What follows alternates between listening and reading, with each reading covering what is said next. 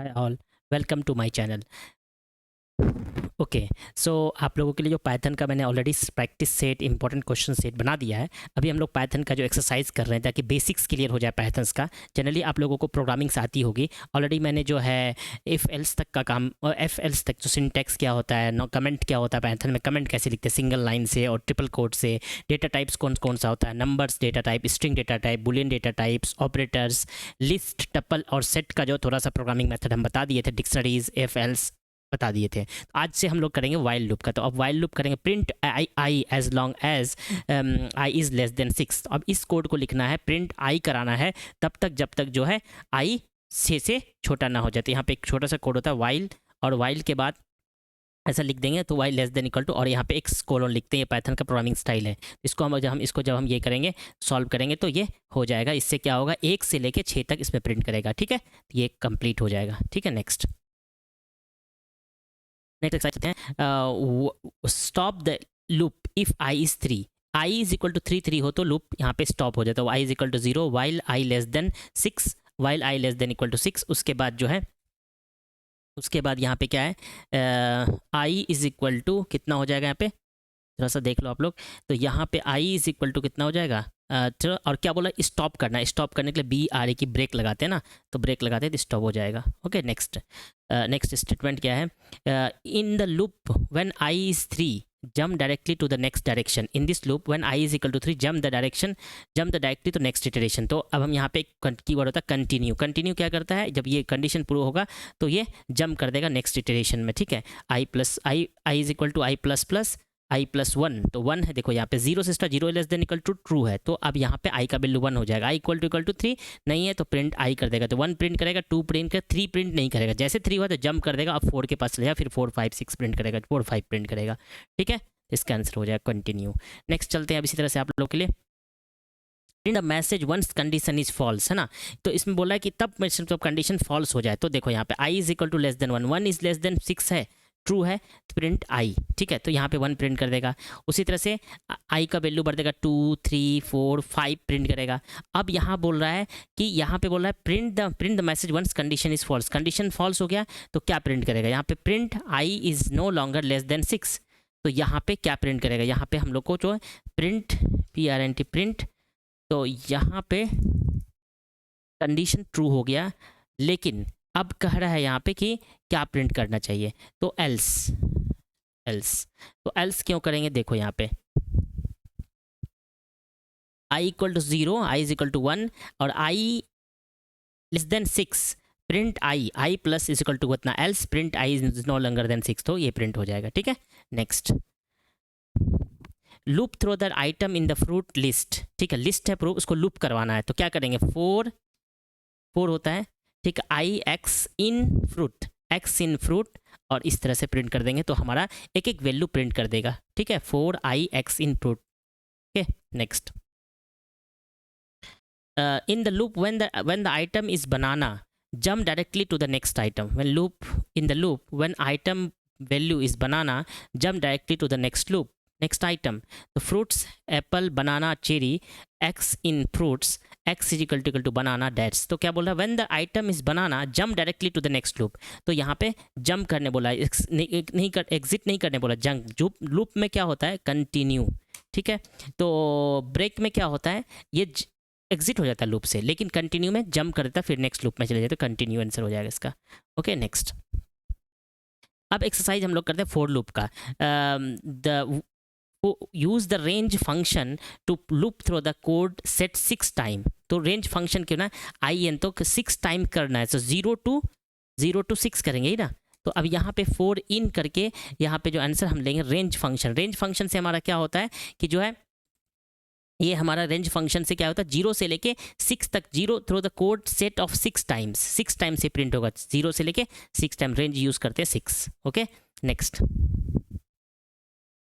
And the exit the loop when x is in banana. Exit करने बोला, तो exit करने के लिए क्या होता है, ब्रेक। जैसे ही कंडीशन ट्रू होगा ब्रेक हो जाएगा। तो 4 एक्स इन फ्रूट, तो x is equal to banana, equal to banana, तो यहाँ पे एग्जिट हो जाएगा।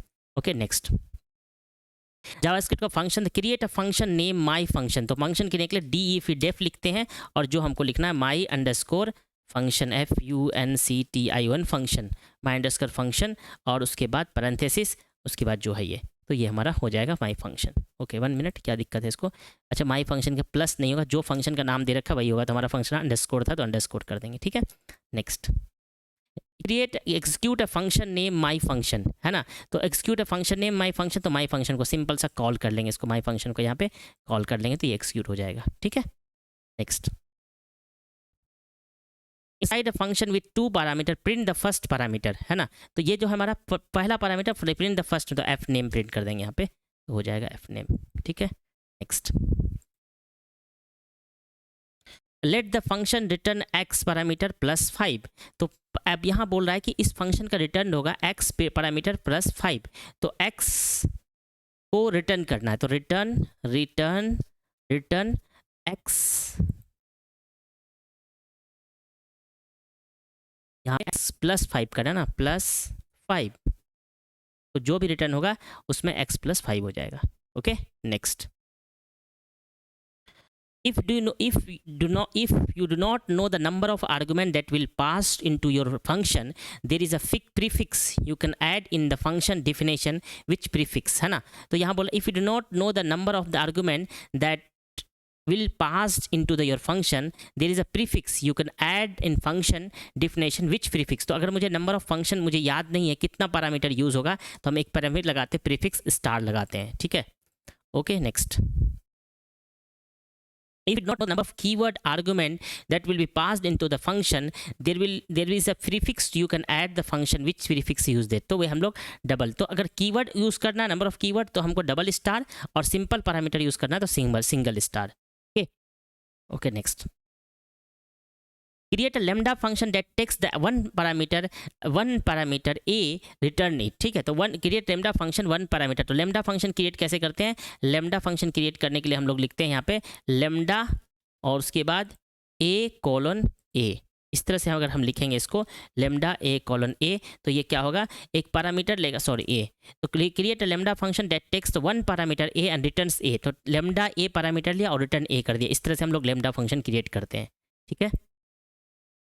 तो पैरामीटर में लैम्डा आ सकता है, कोई इशू नहीं है, तो एक लैम्डा फंक्शन हो गया। ओके नेक्स्ट चलते हैं, create a class name my class, तो क्लास नेम क्रिएट करने के लिए यहाँ पे क्लास कीवर्ड यूज़ करते हैं, क्लास कीवर्ड यूज़ करते हैं, अगर क्लास नेम क्रिएट करना तो माई क्लास नेम से क्लास कीवर्ड यूज़ करते हैं।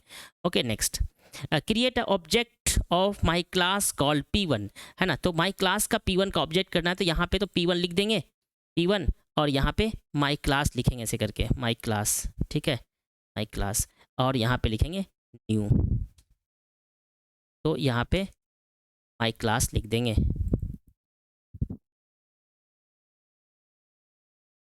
तो इस तरह से हमारा क्या हो जाएगा, ऑब्जेक्ट क्रिएट हो जाएगा, ऑब्जेक्ट क्रिएट हो जाएगा। Okay next, use the P1 object to print the value x, P1 object print the value x। अब मुझे ये क्लास लिखा हुआ है, इसका ऑब्जेक्ट क्रिएट किया है, तो P1.x करेंगे, P1.x करेंगे तो हो जाएगा यहाँ पे, ठीक है।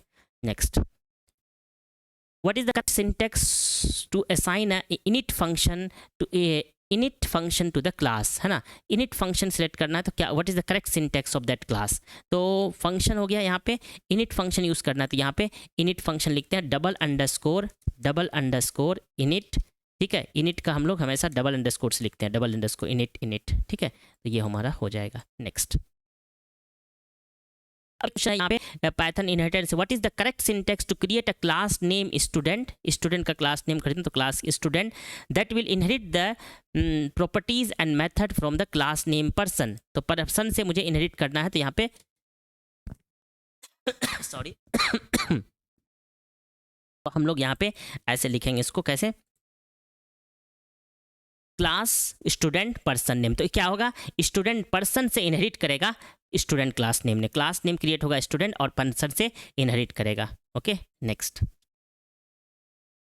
we have used the student class to create an object x, what is the correct syntax to execute the print name method in the object, तो ये क्लास नेम पर्सन है, उसमें init मेथड यूज़ किए ऐसे करके, ठीक है, और एक प्रिंट सेल्फ मेथड यूज किया, फिर क्लास स्टूडेंट पर्सन इनहेरिट कर लिए पर्सन को स्टूडेंट नेम में पर्सन को इनहेरिट किया, मतलब पर्सन मतलब ये सारा इनहेरिट हो गया, अब पास कर दिए। अब student x is equal to myp, तो यहाँ क्या बोला, what is the correct syntax to execute the print print name method to object x, तो x dot print PRINT print x dot print, है ना, एक्स डॉट प्रिंट करेंगे। लेकिन यहाँ पे पास क्या करना पड़ेगा, यहाँ पे थोड़ा सा आप लोगों को थोड़ा देखना पड़ेगा। एक्स में सबसे पहले स्टूडेंट, है ना, STUDENT student dot print PRINT print, ठीक है।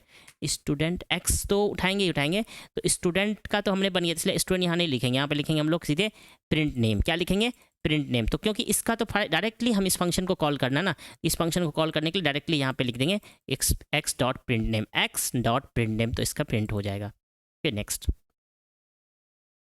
What is the correct syntax to use the module name my module, है ना, तो इम्पोर्ट यूज करते हैं, इम्पोर्ट IMPORT इम्पोर्ट यूज करते हैं तो माई मॉड्यूल हो जाता है, ठीक है। What is the correct syntax to import module name my module, कोई मॉड्यूल करने के लिए हम इम्पोर्ट करते हैं। If you want to refer the module by using the different name you can create an alias. What is the correct syntax to create an alias in module, as use करते हैं, as module में इसका माई module का MX तो यहाँ पे as हो जाएगा। Okay next,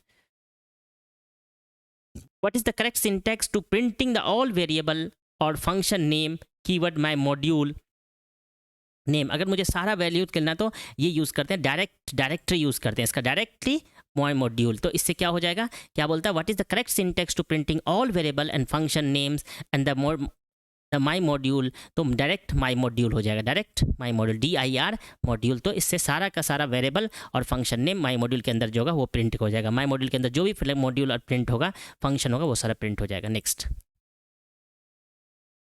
what is the correct syntax to import only the person one dictionary from the my module my module, ठीक है, my module नाम का पर्सन है और उसी को मुझे सिलेक्ट करना है, तो क्या करेंगे यहाँ पे, तो यहाँ लिखते हैं फ्रॉम, यहाँ लिखेंगे फ्रॉम लिखते हैं, फ्रॉम किससे, फ्रॉम, तो फ्रॉम इम्पोर्ट पर्सन क्या बोलता है, what is the correct syntax to importing only person one dictionary of the my module, तो माई मॉड्यूल से from my module import person one, तो हो जाएगा ये कंप्लीट। तो आप लोगों को कंप्लीट यहाँ पे हम लोगों ने कंप्लीट कर लिया, 95 एक्सरसाइज क्वेश्चन कंप्लीट कर लिया आप लोगों के लिए। तो ये बेसिक आपका तैयार हो गया, अगर आप इसको देख लोगे तो आपका पैथर्न जो बेसिक तैयार हो गया, कोई ज़रूरत नहीं ज़्यादा डिफिकल्टी करने का। मैंने ये जो है आपका एक्सरसाइज लिया w3schools.com जो बहुत फेमस है, वहाँ से लिया है, आप एक बार वहाँ से भी कर सकते हो, लेकिन मेरी वीडियो को भी देख के कर सकते हो। Okay, all the best, take care, bye bye.